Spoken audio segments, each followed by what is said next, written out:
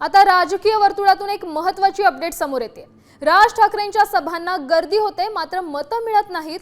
पत्रकारांशी अनौपचारिक चर्चेवेळी शरद पवारांनी हे मोठं विधान केलंय।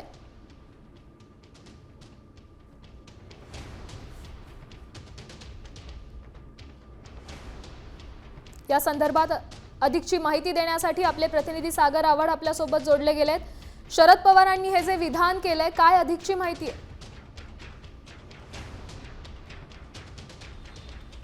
नक्की स्थानिक स्वराज्य संस्थांच्या निवडणुका काही महिन्यांवरती आहेत आणि त्याचबरोबर राज ठाकरे आणि उद्धव ठाकरे एकत्र येतील का या संदर्भात चर्चा पण सुरू आहेत। मात्र जर हे दोघं जर एकत्र आले तर आपण जर पाहिलं तर उद्धव ठाकरे आणि राज ठाकरे हे दोघं जर एकत्र आले तर स्थानिक स्वराज्य संस्थांच्या निवडणुकामध्ये नक्की फायदा होऊ शकतो। मात्र राज ठाकरेंच्या सभांना गर्दी होते मात्र ते मतामध्ये कन्वर्ट होत नाही, आतापर्यंतचा अनुभव आहे। त्याचबरोबर उद्धव ठाकरेंना लोकांची सहानुभूती आहे आणि त्याचं परिवर्तन जे आहे ते मतांमध्ये होत असतं। त्यामुळे स्थानिक स्वराज्य संस्थांमध्ये नक्की फायदा या दोघं एकत्र आले तर होऊ शकतो असाही अंदाज जो आहे तो व्यक्त केला जातोय।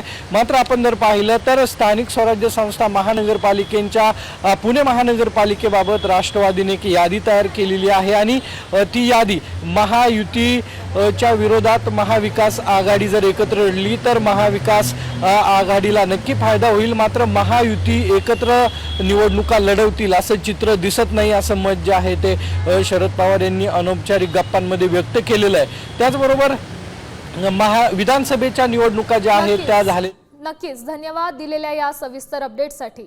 आपण पाहिलं शरद पवारांनी ही टीका केली असं म्हणावं लागेल, कारण मनसेला मतं मिळत नाहीत मात्र सभांना गर्दी होते असं शरद पवार म्हणाले। खरं तर हे मोठं विधान म्हणावं लागेल।